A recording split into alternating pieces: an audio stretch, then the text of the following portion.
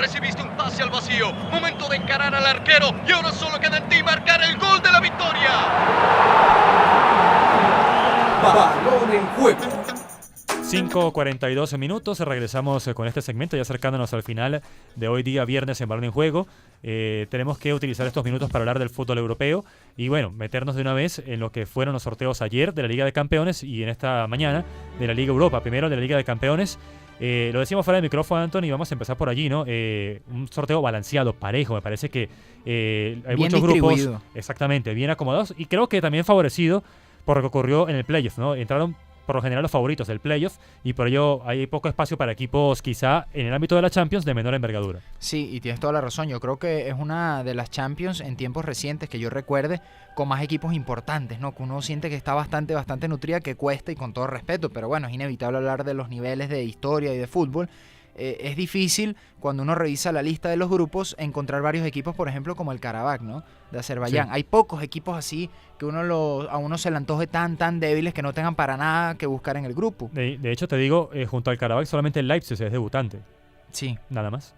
Y eso porque te habla, ¿no? El propio Apoel, uno entiende que es chipriota, que no tiene mucho que buscar, que además está en un grupo bien enredado, pero al menos experiencia en Champions tiene. Sí. Y una actuación para buscar un calificativo acorde, decente puede hacer. Claro, alguna vez se coló en cuartos de final. Claro, y lo eliminó el propio Real Madrid, sí, se van a volver a encontrar, por cierto.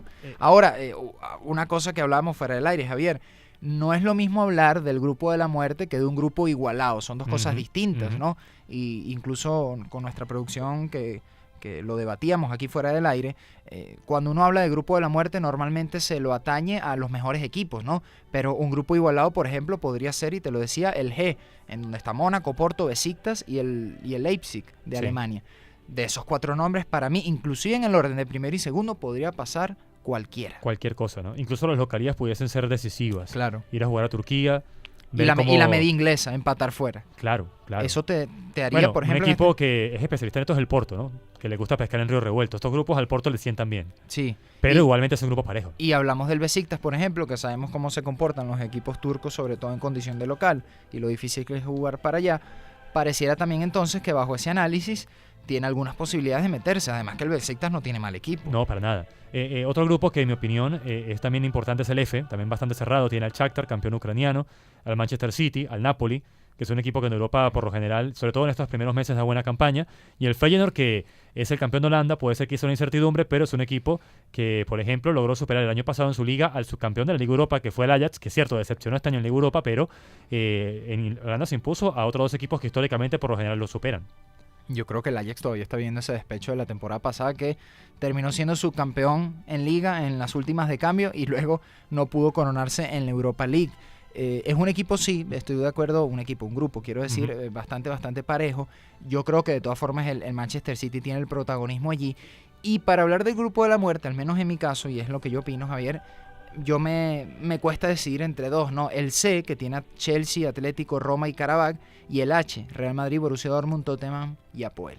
Sí, es difícil, está complicado. ¿no? Es difícil, más allá de que, bueno, siempre que aparezca involucrado Real Madrid, seguramente muchos se inclinan por allí, pero hay que considerar, ¿no?, lo que fue la campaña de Roma el año pasado en Italia, lo que es Atlético de Madrid en el ámbito europeo es un equipo incomodísimo, y bueno, Chelsea tiene oportunidad de reivindicarse en el ámbito europeo una vez más.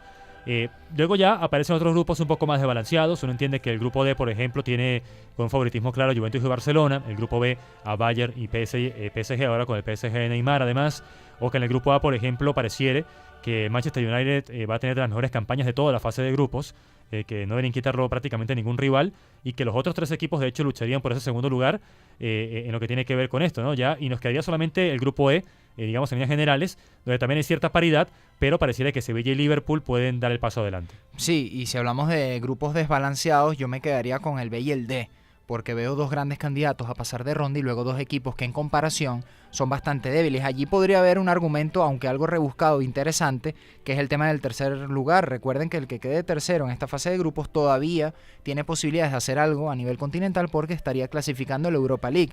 Y por ejemplo, en el grupo B, Anderlecht y Celtic estarían disputando esa posición. Olympiacos y Sporting creo que también es bastante parejo para quedarse con el tercer lugar. Claro, sin desestimar y sin desechar una hipotética campanada, una sorpresa. Sí, puede darse una campaña importante, claro, y se puede meter. Por eso digo el grupo A. El Basilea, recuerdo, en algún momento dejó fuera el Chelsea, por Claro. ejemplo, y al Manchester United, creo que Sí, también. es que inclusive el Basilea en años ya un poco más pasados, en la época que tuvieran segunda fase con fase de grupos, logró meterse Sí. en aquella época. Entonces, bueno, es un equipo a tener en consideración en un grupo, ese grupo A, que luce, aparte de Manchester United, con 3 equipos hasta cierto punto equilibrados, ¿no? El campeón ruso, bueno, el subcampeón ruso en realidad, el subcampeón portugués y el Basilea, que es un equipo ya acostumbrado al ámbito europeo, ¿no? Entonces, eso en cuanto a la Liga de Campeones, que, como decimos, va a tener varios duelos cumbre, porque, bueno, Juventus-Barcelona llama mucho la atención, Real Madrid-Borussia Dortmund es un duelo llamativísimo, Chelsea contra Atlético de Madrid, con lo de Diego Costa de por medio, Sí. llama mucho la Y atención. Bayern-PSG, por claro, ejemplo, claro.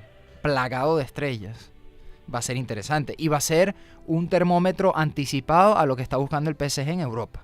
Sí, sí. Va a sí, poder es saber medirse de verdad una dónde vez está. en fase de grupos en qué lugar está con respecto a las grandes referencias europeas. También repasamos la Europa League, en este caso vamos a dar lectura a los grupos y allí nos detendremos en el que nos llame la atención, ¿no? Porque hay de todo, como en botica, como diría aquella vieja frase. Grupo A, Villarreal, Maccabi de Tel Aviv, Astana y Slavia Praga.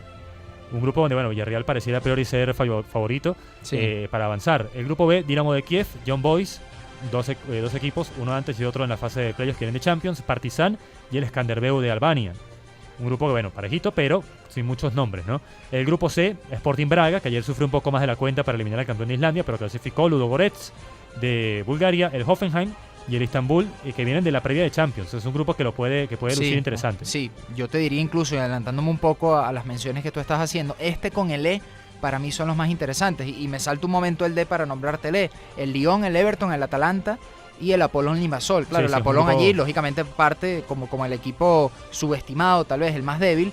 Pero si hablamos de Lyon, Everton y Atalanta, claro, el Atalanta está que fue un poco desmembrado, tal vez, ¿no? Sí, sí, pero igualmente es un equipo que puede competir. Bueno, el señor Aulas del Lyon decía que le tocó el grupo más difícil. Así que bueno, ¿no? Quizá también es parte de eso. Pero seguimos leyendo los grupos. El grupo D, el grupo del Milan, con el Austria Viena, el Rijeka, que quedó al borde de clasificar a la Champions, y el AEK Atenas. Pareciera que el Milan no va a tener contratiempos si se toma en serio el torneo, ¿no? También hay que verlo desde ese punto de Sí. vista.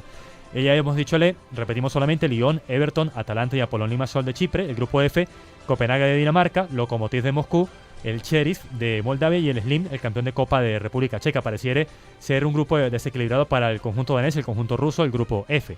El grupo G tiene al Victoria Pilsen, conjunto checo, al Steaua de Bucarest, al Apoel Bercheva, que viene de la Champions, el campeón de Israel, y el Lugano de Suiza, que El allí Lugano de tuvo Suiza.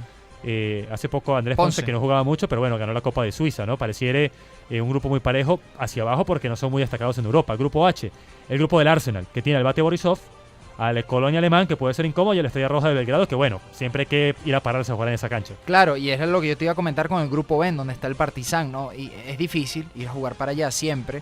Sabemos cuáles son las características, al igual que Turquía, pero en este caso los equipos de Europa del Este.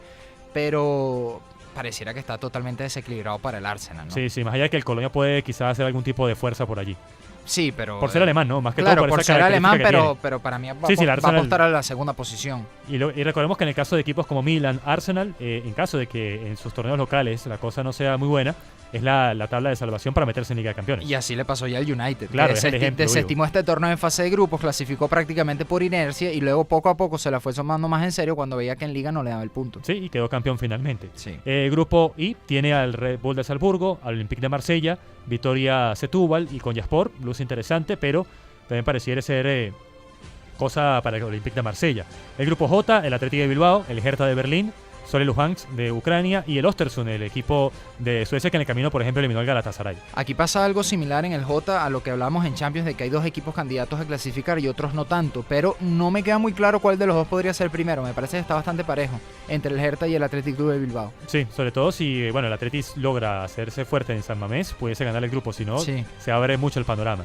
Grupo K tiene a Lazio, Niza, el Zulte Waregem y el Vitesse, otro grupo llamativo, porque el equipo belga y el equipo holandés en casa pueden ser incómodos, pero a priori Lazio luce como favorito. Sí, aunque hay dos equipos fuertes, los otros dos son de ligas que todavía tienen cierto peso e importancia en Europa. De hecho, desde mi punto de vista, están en ese grupo intermedio de importancia, porque si desestimamos, o mejor dicho, colocamos como primeras a ligas como la alemana, la inglesa, la italiana o la española, torneos como el belga o el holandés están allí cerca.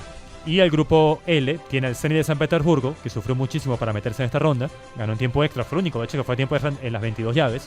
Real Sociedad, que es un equipo que llevaba tiempo sin estar en Europa, pero hay que tomarlo en consideración. El Rosenborg, que eliminó al Ajax, nada Sí. más y nada menos. Y el Vardar, que eliminó al Fenerbahce. es el primer equipo de Macedonia en una competición europea, así que también puede ser incómodo. Es un equipo ahora con capital extranjero, veremos qué puede hacer. Ahora, la Europa League es muchísimo, desde mi punto de vista, ¿no? Muchísimo más impredecible que la Champions. Seguro. Hay muchas más sorpresas, suele suceder así al menos. Y recordemos lo de siempre, ¿no? Bueno, clasifican 2 por grupo y luego caen los terceros de la Liga de Campeones y Sí. le da otro panorama ya a partir de lo que es el año que viene. Así que Hacen bueno, la ronda de 16 o de 32. 16avos, sí. Entonces, bueno, ahí está la Liga Europa. Y una situación, Anthony, que no se nos puede pasar por alto. Leímos los grupos de la Liga de Campeones, leímos los grupos de la Liga Europa. No hay ningún equipo que en su plantel actual tenga algún jugador venezolano. Es cierto que hay algunos que tienen su nómina como parte de su equipo a venezolanos, pero cedidos en otros lugares. No hay ningún venezolano ni en Liga Europa ni en Champions este año. Eso tiene que ser algo por lo menos para reflexionar. Sí, y muy buen dato. No lo había visto así de esa manera, no lo había concientizado, mejor dicho. Y me cuesta argumentar en contra de que esto sea un retroceso, sinceramente. Claro. Y pensándolo así, como te digo, en caliente, porque no me había fijado, no lo había visto así. Sí, por sí, eso me porque- parece un dato excepcional. Me cuesta entender cómo, y por eso a veces lo antagónico, y creo que en un contacto telefónico que hacíamos la semana pasada me decías que era digno en debate. Cuesta entender lo contradictorio de que, por ejemplo, seamos subcampeones del mundo sub-20 y que a nivel de selección tengamos algunos nombres interesantes y nuestro torneo esté tan mal, o por ejemplo en competiciones europeas no tengamos ningún representante. Sí, es muy contrastante. Y de hecho, por ejemplo, decía, ¿no? Jugadores que están en otros lugares cedidos porque son de equipos que están, en los 4 casos, quizá hay algún otro que se me escape ahora, están en ligas de campeones incluso, ¿no? Estamos hablando de Víctor García, que acaba de ser cedido Con por el Porto, sí. John Murillo, que otra vez fue cedido por el Benfica, de Rafael Romo, que fue cedido por el Apoel, y de Tomás Rincón, que fue cedido por Juventus, el capitán de Venezuela. Ninguno va a jugar a Liga de Campeones. Y en el caso de Romo ni siquiera va a jugar en la Liga de su país, lo mandaron lejísimos a la segunda de Bélgica. Y ahora te Imagínate. pregunto, para la temporada que viene, adelantándonos un poco, ¿cuál de ellos tiene literalmente la posibilidad del año que viene a ganarse un puesto en ese equipo? Yo tal vez diría, y si lo hace excepcionalmente bien, Víctor García. Sí, Porque exacto. viene del Porto B y se ha confiado en él, y yo entiendo que Y lo han esperado, y la Mante- cláusula de rescisión. manteniéndolo en ese proceso es que en algún momento pues pretenden Claro, que se asiente en y el eso- primer equipo. Y junto a esa pregunta también, ¿cuál de los de las actuales ligas de Europa que no están que están trabajando ahorita, cuál puede llegar el año que viene a una competición internacional? No son muchos los casos tampoco. Tampoco. Entonces, bueno, es un tema que, bueno, ya el tiempo no nos va a permitir porque vamos a leer los breves a continuación para cerrar el programa, que merece una revisión más profunda de lo que hemos dicho acá en 2 líneas cada uno, porque verdaderamente me contrasta, ¿no? El año pasado hubo un venezolano que bien no jugó en la convocatoria de la final, pero llegó hasta la final de la Liga de Campeones. Este año ni siquiera ha ido en la fase de grupos. Pero empezó a jugar desde enero. Claro. Ni claro, siquiera la fase de grupos, claro. Claro. Pero es un tema que viene siendo reciente en el fútbol venezolano, así que... Y en contraste con la Copa Libertadores, ¿no? Que algunos por lo menos llegan un poco más lejos en la competición continental. 5:55 los breves para cerrar esta edición del día de hoy. Nada mejor que tocar la pelota en corto para construir jugadas. Prepárate, porque ahora te damos puros pases al pie. Prensa nacional, Rodolf Felcher se despidió este viernes del Getafe, dio las gracias a todas las personas del club español por el tiempo que pasó allí, aunque su estancia no fue como él la esperaba. Felcher llegó al Getafe en 2016 con el equipo en segunda división. En la primera vuelta del campeonato disputó 9 partidos, 8 como titular, pero a mitad de temporada en el mercado de invierno fue cedido al Real Zaragoza en busca de minutos. Queda libre Rodolf Felcher y en esa condición viene a jugar con la Vinotinto.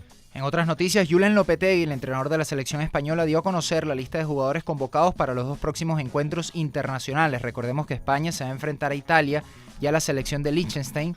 Un nombre propio destacó por encima del resto y es el de David Villa, que podría convertirse además en el jugador más longevo a anotar con la selección española, superando por un día al señor Aritz Aduriz, el delantero del Athletic Club de Bilbao. Además, como les decimos, David Villa vuelve a una convocatoria de la Roja 3 años y 3 meses después de su último encuentro como internacional. Esto fue en el Mundial de Brasil 2014. De hecho, se despidió con gol en aquel partido, Sí. ¿no? En el Mundial. Un Mundial que fue un rotundo fracaso y desastre para la selección española. Seguimos en España. El Atlético de Madrid informó sobre el proceso de venta de entradas para conseguirlas para el primer partido en la historia del nuevo estadio, el Wanda Metropolitano. Será el día 16 de septiembre contra el Málaga. Y los precios para el público, bueno, van de 60 euros hasta 250 euros. Y pues viene dentro de un concepto que ellos llaman la experiencia banquillo. Bueno, parte de la innovación entonces y la mercadotecnia del Atlético de Madrid con respecto a la inauguración de su nuevo estadio. En otras noticias también de equipos españoles, el Barcelona informó este viernes a través de su página web que el delantero uruguayo Luis Suárez estaría uniéndose la próxima semana a su selección, pero como parte de su proceso de recuperación. Es decir, según informó el club catalán, no va a jugar, simplemente va a terminar de recuperarse con los médicos, con los fisios de su selección, de su país. Así que no estará contra Argentina en el regreso eliminatorio. Pareciera que no. También hablamos acerca de Antonio Cassano, habló con la Gazzetta dello Sport en Italia, fue una entrevista en la cual indicó que sigue activo en el fútbol y está buscando equipo. Además se menciona a Paulo Dybala y también que sigue, recordemos, interesando a los equipos españoles y dice, para mí Dybala no puede jugar ni en el Real Madrid ni en el Barcelona, no vale 100 millones de euros. Es polémica declaración de parte de Cassano. También agregar que Argentina hoy dio de baja por lesión al Toto Salvio y convocó a Rigoni, que decíamos se fue Independiente al Zenit y es la alta de Argentina a la espera a esta hora todavía de la lista de Colombia y la lista del torneo local del equipo de Argentina, aparte de la que ya dio Venezuela. Qué semana para Rigoni, ficha por el Zenit y lo convoca a la selección. Redonda totalmente. Totalmente. Bien, simplemente cerramos diciéndoles que ayer Daniel Blanco con el Plaza Amador clasificó en Liga CONCACAF a semifinales, va a jugar contra el Olimpia de Honduras, ganó un partido increíble el Olimpia de Honduras, minuto 90+5, lo habían suspendido por lanzamiento de bengalas, regresaron a jugar y el veterano Carlos Costa, que es mundialista de Honduras, marcó de cabeza en el tiempo adicional y clasificó a este equipo, Olimpia contra Plaza Amador. Y en la otra llave, Santos de Guapiles de Costa Rica contra el conjunto árabe unido. Pareciere que el fútbol de Panamá puede ganar esta competición, la segunda en importancia en el ámbito centroamericano. De esta manera, ya llegamos al final de la edición del día de hoy en Balón en Juego y también por esta semana. Recuerden también estar atentos, por supuesto, toda la programación deportiva y el domingo, desde las 4:45 de la tarde, desde Cachamayo, Puerto Ordaz, Mineros contra Caracas en la señal de Deportiva y también de Hot 94. Despedimos hasta ahora las emisoras de circuito deportivo. Deportiva Barquisimeto 690M, Superior 1070M en San Fernando, Mérida 1490M en Mérida, Caribeña 1000AM en Morón y Furia 89.9 FM en Barinas, en una presentación de Gimnasio Estructura Caracas, la nueva generación en gimnasios, Traki y Engánchate con Traki, Preservativos Requer, Confianza y Seguridad, Librería Paraguachí. Nos despedimos, Antonieta Vega en los controles, en la producción Joan García, frente a los micrófonos María Alexandra Bastidas, Hernández Rodríguez, Antonio Bellas y quien se despide Javier Rivera, deseándoles feliz tarde y feliz fin de semana. El árbitro decreta el final del partido, pide la pelota y los jugadores celebran.